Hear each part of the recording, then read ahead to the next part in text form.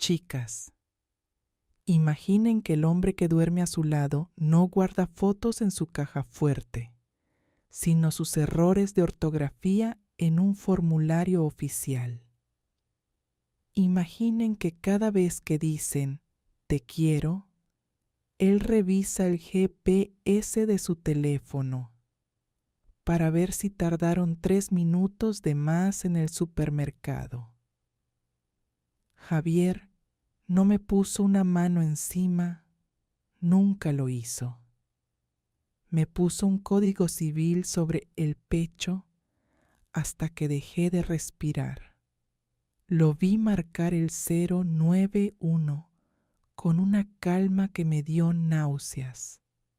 Lo vi mentirle a la policía mirándolos a los ojos, mostrándoles su carné de abogado mientras me señalaba como una inmigrante inestable. En ese momento, frente a las luces azules de la patrulla, comprendí que mi pasaporte no era mi identidad. Era su moneda de cambio. Él había diseñado mi vida como un contrato de adhesión donde yo solo tenía derecho a firmar mi propia sentencia. Si me dejas, Elena, el sistema te borrará, me susurró al oído mientras los agentes anotaban mis datos. Y lo peor es que tenía razón, porque él era el sistema. Yo era una mujer atrapada en una jaula hecha de folios, sellos oficiales y cláusulas escritas en letra pequeña que me arrebataban la voz. Pero lo que Javier no calculó es que hasta el papel más fino puede cortar si sabes cómo sostenerlo. Esta es la historia de cómo aprendí a leer entre líneas para no morir asfixiada por un expediente. Es la historia de mi guerra contra el hombre que intentó convertirme en un archivo y de cómo al final usé su propia pluma de oro para escribir mi libertad.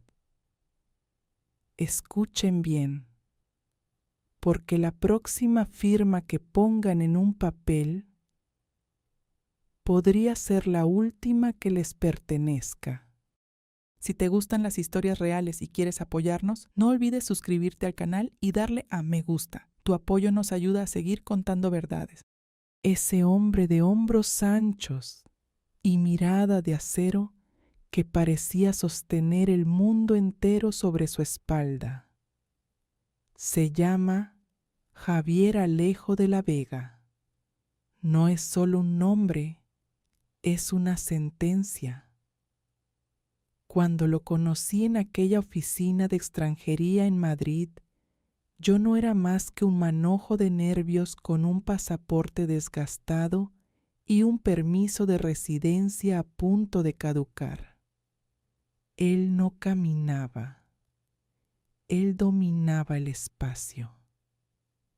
Cada paso que daba sobre el suelo de mármol resonaba con la autoridad de quien ha escrito las reglas del juego.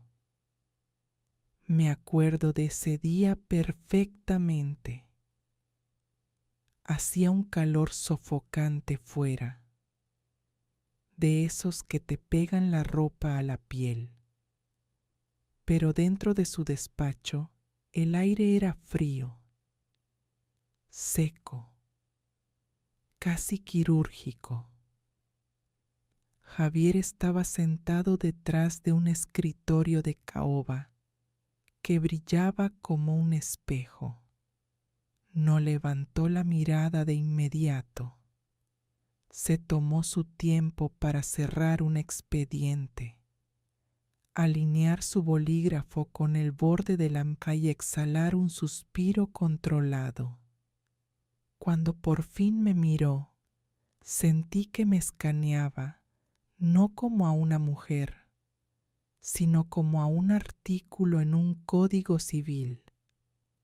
Señora Elena, dijo con una voz profunda, una voz que te hace querer obedecer antes de entender la orden. Su situación es delicada. El artículo 31 de la Ley de Extranjería no perdona errores de forma, y usted ha cometido varios. Mis manos temblaban sobre el regazo. Intenté explicarle que la empresa donde trabajaba había cerrado sin previo aviso, que mi abogado anterior no respondía a los correos. Él simplemente levantó una mano, un gesto breve pero absoluto. Me callé al instante. Sacó un sobre blanco, impecable, y lo deslizó por la mesa hacia mí. Sus dedos eran largos, las uñas perfectamente recortadas. Todo en él gritaba orden. No se preocupe más, continuó, y por primera vez vi una chispa de algo parecido a la protección en sus ojos. He redactado un recurso de alzada. Si firma aquí, yo me encargaré de que su expediente pase a la parte superior de la pila. En este país, Elena, el papel es el que habla. Y yo sé cómo hacer que el papel grite a su favor. Firmé. Por supuesto que firmé. En ese momento, Javier no era un hombre. Era un salvavidas en un mar de burocracia que amenazaba con tragarme y escupirme de vuelta a un país donde ya no me quedaba nada. Salimos de la oficina y me invitó a cenar. No fue una pregunta, fue una declaración de intenciones. Me llevó a un restaurante donde los camareros lo saludaban por su apellido. Se movía por Madrid como si la ciudad fuera su jardín privado. ¿Sabe por qué la ayudo?, me preguntó mientras cortaba su carne con una precisión milimétrica. Porque detesto el caos, y usted es una mujer que merece ser estructurada. Tiene un potencial que está desperdiciando por no entender los mecanismos del poder. Recuerdo que esa frase me hizo sentir especial. ¡Qué tonta fui! Pensé que me estaba valorando, cuando en realidad me estaba clasificando. Durante los meses siguientes, mi vida se convirtió en una serie de trámites resueltos por arte de magia.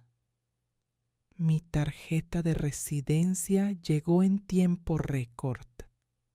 Él mismo me la entregó en su casa, un ático cerca del Retiro, donde cada libro en la estantería estaba ordenado por tamaño y color. Ya eres legal, Elena, ya eres mía ante la ley. Bromeó, pero no se rió.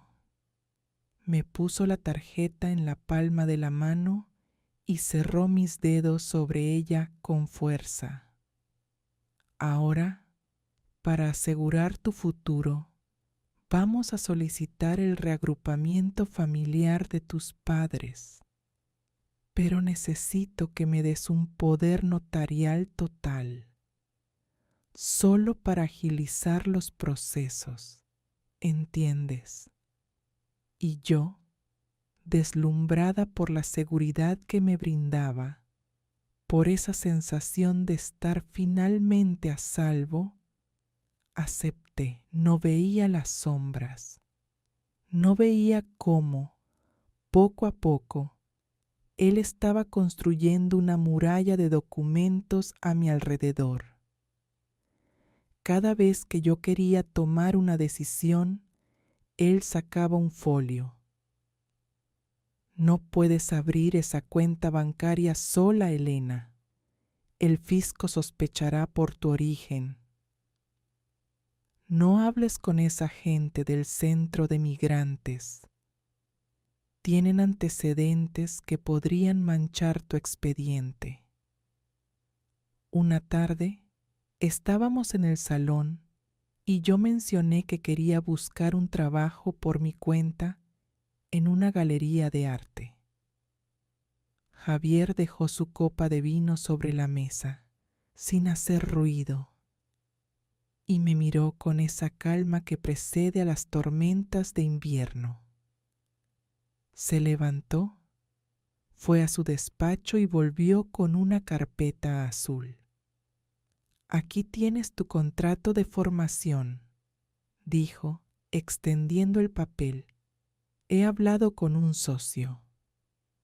Trabajarás en su consultoría como administrativa. Es lo mejor para tu historial de cara a la nacionalidad. No puedes permitirte un hueco en tu vida laboral, y menos en algo tan volátil como el arte. Pero Javier, yo no sé nada de administración, balbuceé. Aprenderás. Yo te enseñaré. El orden no es algo con lo que se nace, es algo que se impone. Mañana a las 8 empezamos la rutina. Esa noche no pude dormir. Lo miraba a mi lado, durmiendo perfectamente recto, sin arrugar las sábanas. Me sentía protegida, sí, pero era una protección que pesaba, como si estuviera envuelta en capas y capas de papel de seda que, aunque suaves, empezaban a apretarme el pecho. Él era mi abogado, mi amante, mi gestor y mi carcelero de guante blanco. Y lo peor es que yo misma le había entregado las llaves, firmadas ante notario, con 3 copias y sello oficial. Elena, amor, murmuró entre sueños, sin abrir los ojos, sintiendo mi inquietud. No te muevas tanto, rompes el equilibrio. Me quedé inmóvil. En la oscuridad, el sonido del reloj de pared marcaba los segundos como si fueran sentencias judiciales. Un segundo más de gratitud, un segundo más de miedo, un segundo más dentro de la jaula que él había diseñado para mí con tanto esmero y tanta ley. Faltaban 3 semanas para la boda. Yo estaba sumergida en un mar de encajes blancos y listas de invitados, sintiéndome la mujer más afortunada de Madrid. Javier llegó a casa con una carpeta de piel azul marino, su color favorito, el color de la frialdad administrativa. Elena, siéntate, me dijo, señalando la silla del comedor como si fuera el banquillo de un acusado. Tenemos que formalizar las capitulaciones matrimoniales. Es un trámite estándar para proteger nuestro patrimonio futuro y para asegurar que tu residencia por arraigo familiar sea blindada. Él extendió un fajo de folios grapados con una precisión milimétrica. Empezó a leer en voz alta, pero no usaba palabras de amor. usaba artículos del Código Civil. Hablaba de la separación de bienes, de la renuncia a pensiones compensatorias en caso de nulidad y, lo que más me heló la sangre, de una cláusula de comportamiento y decoro social.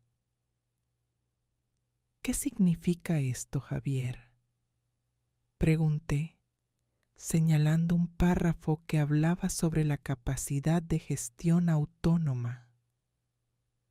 Él ajustó sus gafas y me miró con esa paciencia infinita que se le tiene a un niño que no sabe sumar. Significa, querida, que dada tu falta de experiencia con el sistema financiero español y tus antecedentes de inestabilidad laboral, delegas la gestión de cualquier activo a mi nombre. Es por tu bien. Si Hacienda decide auditarte, yo soy el responsable legal. Tú quedas libre de cargas. Yo sentía un nudo en el estómago. Intenté levantarme para ir a la cocina por un vaso de agua, pero él puso su mano sobre la mía. No apretó, pero el peso era suficiente para dejarme clavada en la silla. No te distraigas, Elena. Estamos en el punto más importante. El artículo 1328 del Código Civil permite estos acuerdos siempre que no sean contrarios a la ley. Y yo soy la ley en esta casa. Los días siguientes fueron un desfile de visitas al notario. Javier me llevaba del brazo por los pasillos de techos altos de la calle Serrano. Todos los funcionarios lo conocían. Don Javier, qué gusto verlo, decían. Yo caminaba a su lado como un accesorio elegante pero mudo. Cuando el notario, un hombre mayor con voz de papel viejo, me preguntó si entendía lo que estaba firmando, Javier respondió por mí. Por supuesto que lo entiende. Lo hemos discutido durante semanas. Elena sabe que su seguridad jurídica es mi prioridad absoluta. ¿Verdad, cariño? Asentí. ¿Qué más podía hacer? Él controlaba mi expediente en el ministerio. Él pagaba el alquiler de nuestro piso de lujo. Él conocía a los jueces que decidían mi destino. Me sentía pequeña, como una hormiga bajo una lupa que, en lugar de quemarme, me rodeaba con un círculo de tinta indeleble. Una noche, después de la cena, mencioné que me gustaría abrir una cuenta de ahorros propia para enviar algo de dinero a mi madre en mi país. Javier dejó los cubiertos con un tintineo metálico que resonó en todo el salón. Se limpió la comisura de los labios con la servilleta de lino, con una lentitud exasperante. ¿Enviar dinero al extranjero sin supervisión técnica?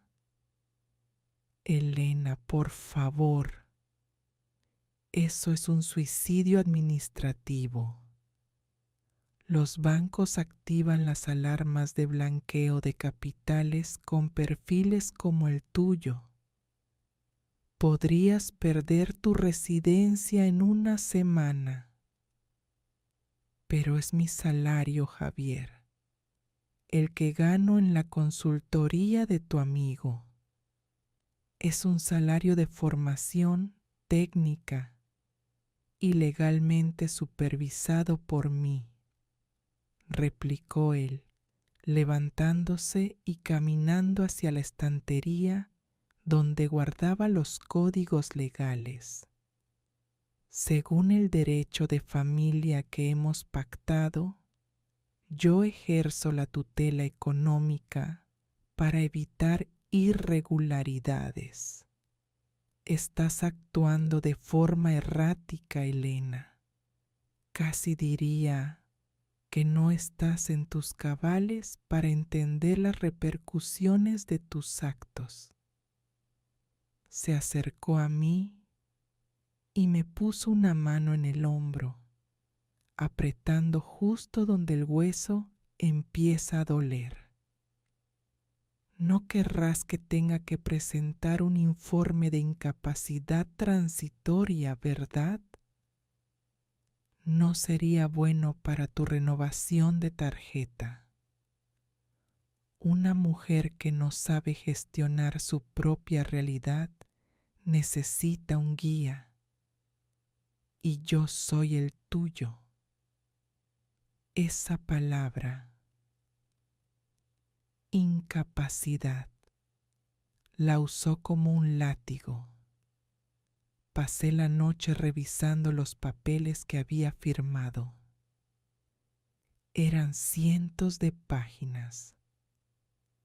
En cada una de ellas, mi firma parecía más pequeña, más débil. Me di cuenta de que, legalmente, yo ya no existía sin él. Había renunciado a mi derecho a decidir dónde vivía, cómo gastaba y con quién hablaba, todo bajo la apariencia de protección jurídica. El día de la firma definitiva antes de la boda, el notario se distrajo un momento con una llamada. Yo miré a Javier a los ojos. ¿Por qué haces esto?, susurré. Si me quieres, ¿por qué me encierras en estos párrafos? Él no se inmutó. Tomó mi pluma, la colocó de nuevo en mi mano y me dirigió el trazo como si yo fuera una niña aprendiendo a escribir. El amor es efímero, Elena. El orden jurídico es eterno. Te estoy haciendo un favor. Te estoy salvando de ti misma y de tu caos de inmigrante. Firma. Ahora. El sonido del sello oficial golpeando el papel fue como el de una celda cerrándose. ¡Pam! Una copia para el registro. ¡Pam! Una copia para él. ¡Pam! Una copia para una mujer que acababa de convertirse en un fantasma dentro de su propia vida. Caminamos hacia la salida y el sol de Madrid me cegó. Por fuera, yo era la prometida de un hombre importante. Por dentro, era un expediente archivado en una caja fuerte a la que no tenía la combinación. «Vamos, Elena», dijo, abriéndome la puerta del coche con una cortesía impecable. «Tenemos que elegir el menú de la boda. Algo ligero, no queremos que pierdas esa figura que tanto me ha costado mantener bajo contrato». Subí al coche, sintiendo que los folios del contrato me asfixiaban el cuello. Él arrancó el motor y la radio empezó a tocar una música clásica, perfecta, matemática, sin una sola nota fuera de lugar, igual que mi vida, igual que mi celda de papel. ¿Alguna vez han sentido que su teléfono no es un medio de comunicación, sino un testigo de cargo? Después de la boda, mi celular dejó de ser mío. Se convirtió en una terminal conectada directamente al escritorio de Javier. Él no me pedía la contraseña. Simplemente me explicó que, por protocolos de ciberseguridad familiar, nuestras cuentas debían estar vinculadas. Para protegerte de estafas, Elena, decía con esa sonrisa que nunca llegaba a sus ojos. Una tarde, estaba sentada en el sofá enviándole un mensaje a mi prima Carmen. Solo quería decirle que la extrañaba, que Madrid a veces me pesaba demasiado. Apenas le di a enviar, escuché el pitido de una notificación en el iPad de Javier, que estaba en la mesa de centro. Él ni siquiera se inmutó. Siguió leyendo su informe jurídico, pero su dedo índice golpeó rítmicamente la madera. Elena, dijo sin levantar la vista, el tono de tus mensajes a Carmen es imprudente. Hablar de cansancio o de peso puede interpretarse como una inestabilidad emocional documentada. Si ese mensaje llega a manos de un perito en un futuro proceso de nacionalidad, podrían alegar falta de integración social. Lo he guardado en una carpeta de seguridad. Para que no se pierda el contexto, claro. Me quedé helada. Estaba capturando mi vida en capturas de pantalla. Cada queja, cada duda, cada suspiro digital era archivado como una prueba potencial contra mí. Sentí que me arrebataba hasta el derecho a estar triste. Me levanté y caminé hacia la ventana que daba a la Castellana. El tráfico fluía. La gente era libre de equivocarse. Yo no. ¿Me estás espiando, Javier?, pregunté, tratando de que mi voz no temblara. Él cerró el iPad con un clic seco y se levantó. Su altura siempre me hacía sentir que el techo de la casa se desplomaba. Se acercó y me puso el pelo detrás de la oreja con una delicadeza que me dio escalofríos. No es espionaje, amor, es gestión de riesgos. El artículo 18 de la Constitución protege la intimidad, pero el contrato de convivencia que firmamos antes de la boda incluía una cláusula de transparencia total para la protección del núcleo familiar. ¿No te acuerdas? Página 14, párrafo 3. No me acordaba, o más bien, no quería recordar que había firmado mi propia vigilancia. Esa noche, mientras él dormía, intenté borrar mi historial de búsqueda en el navegador. Había estado buscando derechos de la mujer extranjera en España. Justo cuando iba a pulsar borrar, mi teléfono vibró. Era un correo automático de un software de control que Javier había instalado. Alerta de alteración de registros en dispositivo secundario. Al día siguiente, el desayuno fue un interrogatorio silencioso. Javier no gritaba. Nunca gritaba. Simplemente dejaba el teléfono sobre la mesa, con la pantalla hacia arriba, mostrando el log de mis actividades nocturnas. Veo que te interesa el derecho comparado, dijo, cortando su tostada en cuadrados perfectos. Es una pena que no me preguntaras a mí. Te habría explicado que, bajo tu estatus actual, cualquier intento de buscar asesoría externa sin mi consentimiento puede ser visto como un indicio de fraude matrimonial.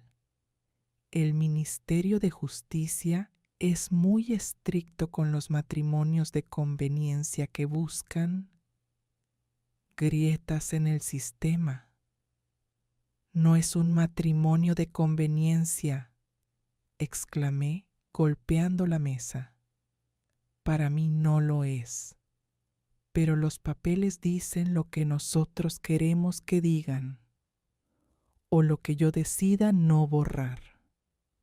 Cada una de tus búsquedas, Elena, está ahora impresa y guardada en mi caja fuerte.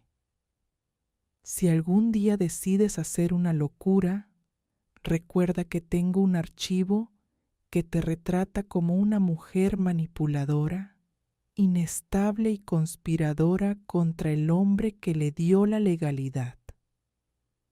Me sentí como si estuviera caminando sobre un suelo de cristal y él tuviera un martillo en cada mano. Salí de casa para ir al trabajo, pero sentía que su mirada me seguía a través de las cámaras de seguridad de la calle Serrano.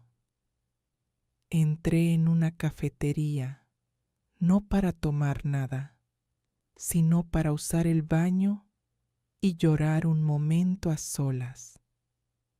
Al salir del cubículo, vi a una mujer joven, probablemente otra inmigrante, limpiando los espejos.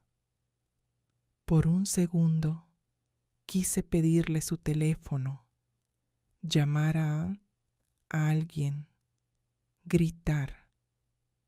Pero entonces mi móvil vibró en el bolsillo. Un mensaje de Javier. Estás perdiendo tiempo de tu jornada laboral. El GPS indica que llevas 12 minutos en una ubicación no autorizada por tu contrato de formación.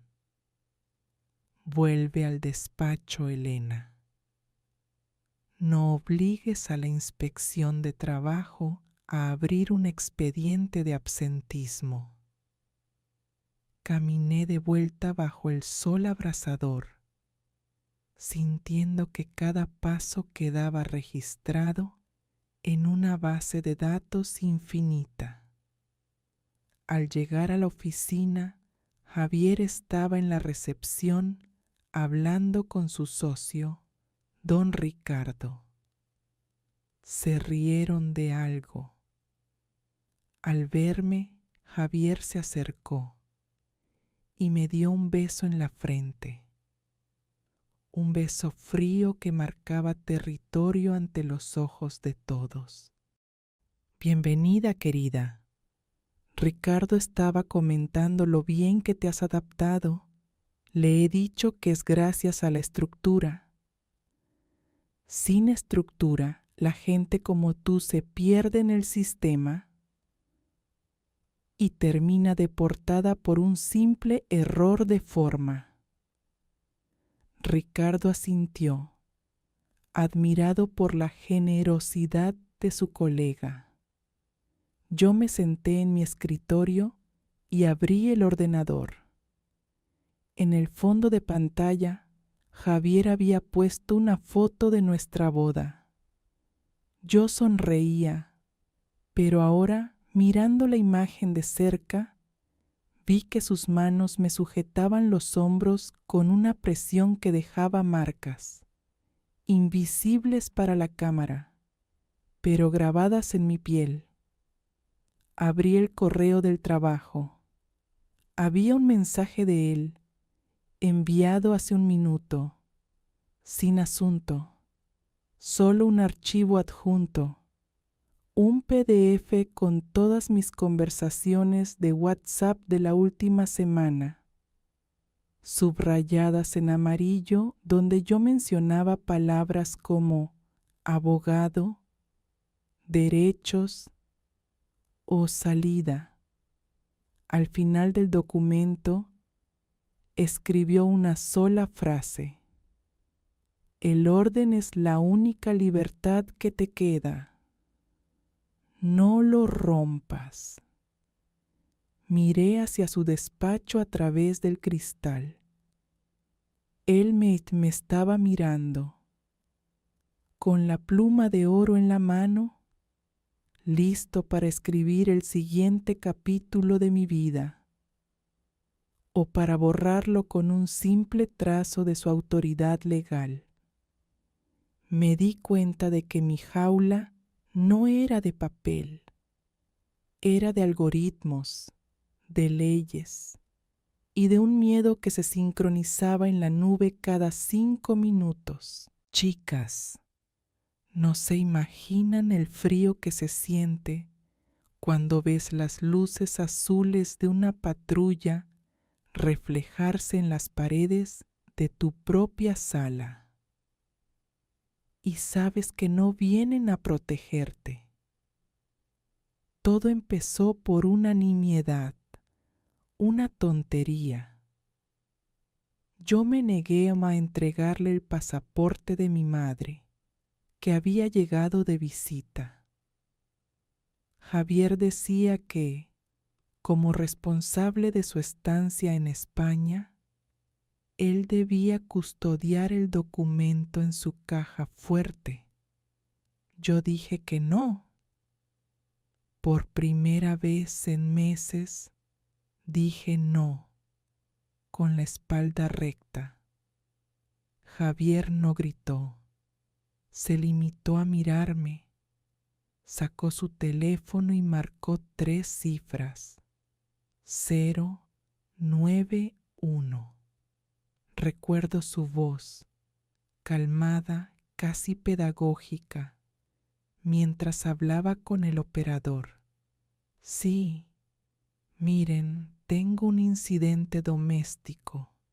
Mi esposa está sufriendo un brote de agitación.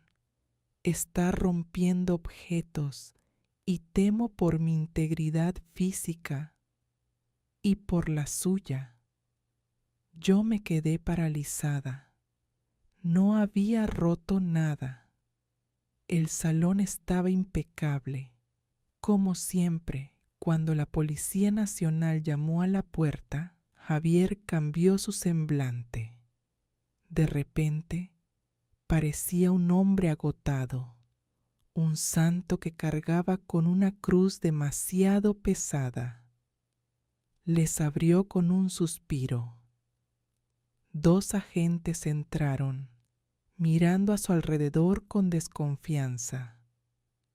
Javier les mostró su carné de abogado y luego me señaló a mí, que estaba en un rincón, temblando de pura rabia y miedo.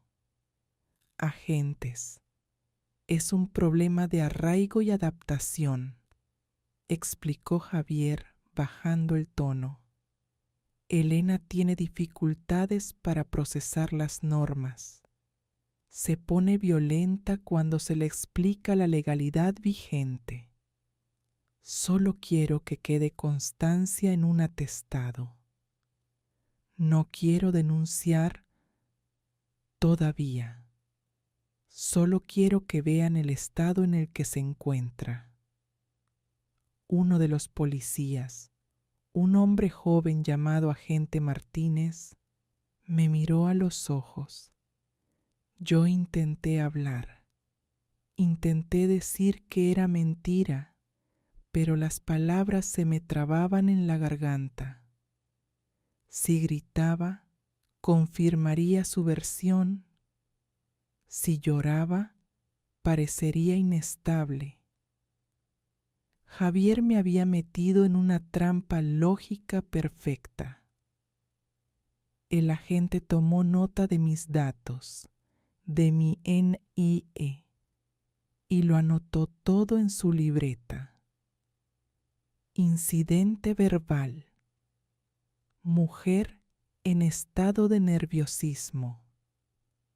Cuando se fueron, Javier cerró la puerta con doble vuelta y me miró con una frialdad que me detuvo el corazón. Ahora ya tienes antecedentes policiales, Elena. Un atestado negativo. ¿Sabes lo que eso le hace a una solicitud de nacionalidad por residencia? La mata. Si vuelves a desobedecerme, llamaré de nuevo. Y la próxima vez pediré una orden de alejamiento contra ti. Te sacarán de esta casa con lo puesto y serás una indocumentada más en las calles de Madrid. Pasé 2 días sin salir de la habitación, fingiendo que dormía para no tener que mirarlo. Pero en mi interior algo se había roto para siempre. Ese no que había pronunciado antes de que llegara la policía seguía ahí, ardiendo. Esperé a que él tuviera una vista importante en los juzgados de Plaza de Castilla y salí de casa. No fui a la consultoría. Fui a una dirección que había memorizado de un folleto que encontré escondido en la basura de la oficina. Una asociación de apoyo a mujeres. El lugar era modesto, con paredes pintadas de un amarillo suave y carteles que hablaban de libertad. Me recibió una mujer de unos 50 años, con el pelo corto y canoso, y unos ojos que parecían haberlo visto todo. Se llamaba Beatriz Sandoval. Era abogada, pero no como Javier. En su despacho no había caoba ni silencios quirúrgicos. Cuéntame todo, Elena, me dijo ofreciéndome un vaso de agua. Y cuando digo todo, me refiero a los papeles. Sé que hombres como Javier Alejo de la Vega no usan los puños, usan las leyes. Hablé durante 2 horas. Le coné lo de la cuenta bancaria, lo del contrato de formación, lo de los mensajes capturados y, finalmente, lo de la policía. Beatriz escuchaba sin interrumpir, tomando notas rápidas. Cuando terminé, se quitó las gafas y suspiró. Lo que él está haciendo tiene un nombre legal, Elena. Se llama violencia de control y abuso institucional. Está instrumentalizando la ley de extranjería para anularte como persona. El atestado que hizo la policía. Él cree que es un arma, pero también es una prueba de su manipulación. Pero él es poderoso, Beatriz, susurré. Conoce a todos los jueces. Me dijo que si lo dejaba, me deportarían de inmediato. Beatriz se inclinó hacia adelante y me tomó de las manos. Sus palmas estaban cálidas, un contraste absoluto con el frío de Javier. Eso es una mentira técnica. Existe el artículo 132 del Reglamento de Extranjería. Si denuncias por violencia de género, tu estatus legal se protege de forma independiente a tu matrimonio. No necesitas su permiso para ser legal en este país. La ley puede ser tu celda, sí, pero también puede ser la cizalla que corte los barrotes. Por primera vez en un año, sentí que mis pulmones se llenaban de aire de verdad. No era un aire acondicionado y seco, era el aire de la esperanza. Pero entonces recordé mi teléfono, el GPS. Él sabe que estoy aquí, dije, entrando en pánico. Estará viendo mi ubicación ahora mismo. Beatriz sonrió con una calma guerrera. Que lo vea. De hecho, quiero que envíes un mensaje ahora mismo, pero no uno de miedo. Vas a escribirle que te has retrasado porque estás consultando un segundo criterio legal sobre el contrato de tu madre. Vamos a empezar a documentar que tú también buscas asesoría. Vamos a convertir su propio juego de transparencia en su ruina. Salí de la asociación caminando de otra manera. No miraba al suelo buscando las grietas en el mármol. Miraba a los ojos de la gente que pasaba por la Gran Vía. Javier me esperaba en la puerta de casa, con el brazo apoyado en el marco, mirando su reloj. 10 minutos tarde, Elena, dijo con su voz de juez. Supongo que el mensaje que me enviaste tiene una explicación lógica que no involucre una traición a nuestra confianza contractual. Solo busco el orden, Javier, respondí, pasando a su lado sin detenerme. Como tú siempre dices, el orden es lo único que nos salva. He decidido que yo también necesito mi propio archivo de legalidad. Vi, por una fracción de segundo, un destello de duda en sus ojos. Fue un milisegundo, pero fue suficiente. La jaula de papel seguía ahí, pero yo acababa de encontrar un borde afilado que podía empezar a rasgar. Elena, me llamó cuando entré al salón. No olvides que yo escribí ese contrato. Sé dónde están las trampas. ¿Y yo? Le grité desde la otra habitación. Soy la que aprendió a leer entre líneas. Esa noche, el reloj de pared seguía sonando, pero ya no parecía una sentencia. Parecía una cuenta atrás. Un segundo menos de sumisión. Un segundo menos de silencio. La guerra de los papeles acababa de empezar. Y esta vez yo también tenía un abogado. El día del juicio final, Madrid se despertó bajo un cielo gris plomo, como si las nubes también estuvieran hechas de expedientes acumulados. Caminé hacia los juzgados de violencia sobre la mujer con Beatriz a mi lado. Javier ya estaba allí, impecable en su traje azul, hablando con su abogado como si estuvieran discutiendo el clima y no la destrucción de mi vida.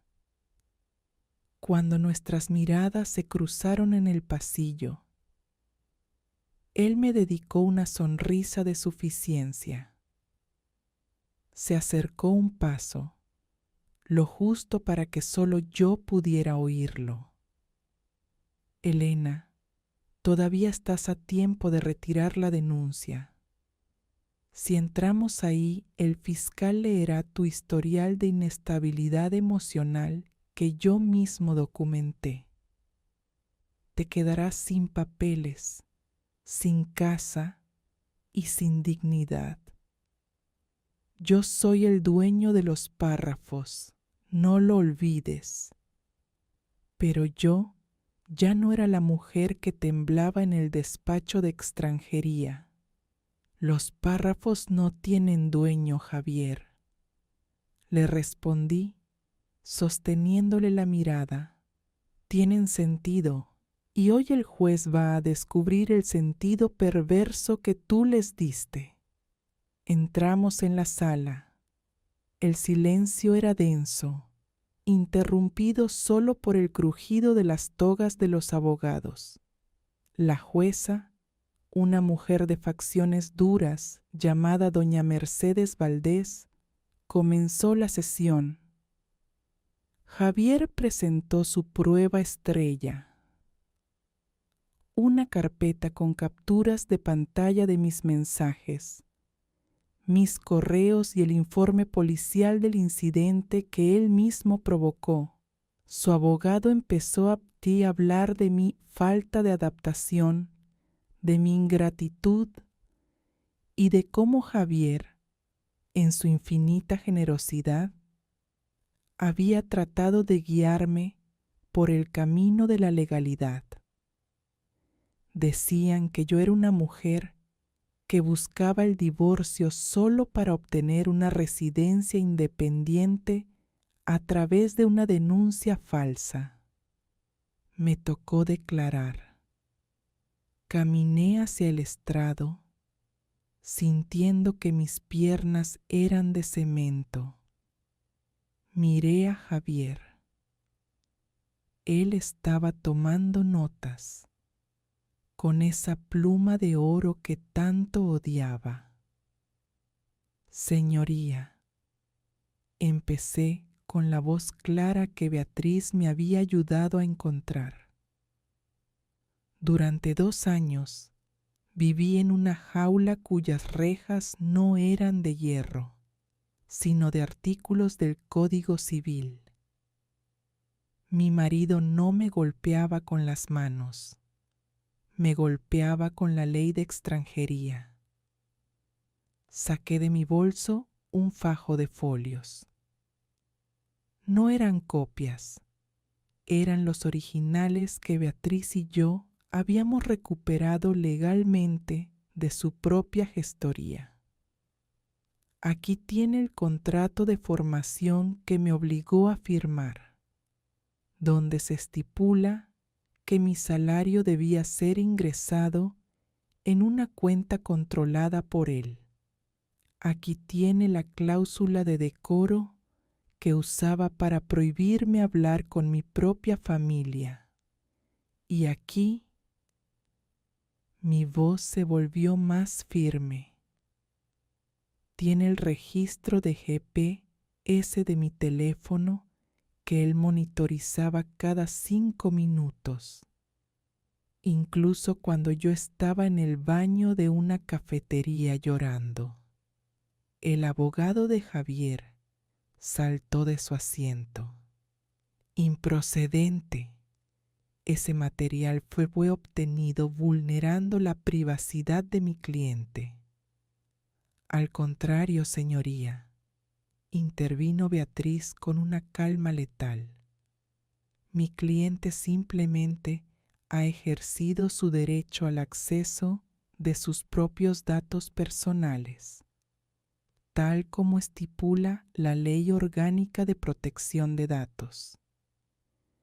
Javier Alejo de la Vega olvidó que la transparencia que él exigía también funciona en su contra. La jueza Valdés tomó los documentos. El silencio en la sala se volvió tan pesado que costaba respirar.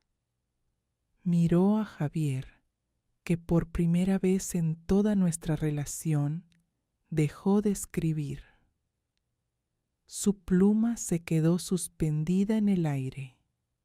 Don Javier, dijo la jueza con una voz que cortaba como un bisturí. Como letrado, usted sabe que el abuso de derecho es una figura punible. Utilizar los mecanismos del Estado para anular la voluntad de una persona es una forma de violencia psicológica de manual. El juicio duró horas, pero para mí el tiempo se detuvo cuando escuché la resolución provisional. Orden de alejamiento para él. Suspensión inmediata de cualquier poder notarial que yo le hubiera otorgado. Y lo más importante, la jueza instó a la Oficina de Extranjería a procesar mi residencia por circunstancias excepcionales debido a violencia de género. Cuando salimos del edificio, Javier estaba de pie en la acera, esperando su coche. Ya no parecía el gigante que dominaba Madrid. Parecía un hombre pequeño, atrapado en un traje demasiado caro, rodeado de papeles que ya no significaban nada. Me acerqué a él, ignorando las advertencias de Beatriz. No le tenía miedo. Se acabó, Javier, le dije. Has destruido mi carrera, Elena. Sabes que esto llegará al colegio de abogados. No volveré a ejercer igual, murmuró él sin mirarme. No, Javier. Tú destruiste tu carrera el día que confundiste la justicia con la propiedad privada. Yo solo he puesto un punto final a tu dictadura. Me di la vuelta y empecé a caminar por la calle Princesa. Sentía que cada paso que daba borraba un párrafo del contrato. Ya no era un expediente. Ya no era una migrante inestable. Ya no era una cláusula de decoro. Era Elena. Una mujer que había aprendido que el derecho no es una cadena, sino una herramienta. Esa noche, en mi pequeño apartamento nuevo, que apenas tenía un colchón y un par de cajas, me senté en el suelo. No había cámaras, no había GPS, no había software de control. Saqué mi pasaporte, mi verdadero pasaporte, y lo puse sobre la mesa. No necesitaba una caja fuerte de caoba para guardarlo. Mi libertad no estaba en el papel. Estaba en mi capacidad de decir no y saber que la ley, por fin, me escuchaba. Miré por la ventana las luces de Madrid. Ya no me parecían frías. Eran luces de una ciudad donde yo tenía derecho a existir, a equivocarme y a empezar de cero. Había roto la jaula de papel y por primera vez en mi vida, el aire que respiraba era completamente mío. Gracias, Beatriz, susurré al vacío. Aunque sabía que me escuchaba a través de la distancia, gracias por enseñarme que la ley es para los vivos, no para los amos. Chicas, si alguna vez se sienten atrapadas por una firma, recuerden mi historia. Ningún sello oficial puede borrar quiénes son. Al final, el orden más importante no es el de los archivos, sino el de tu propia alma cuando decides ser libre.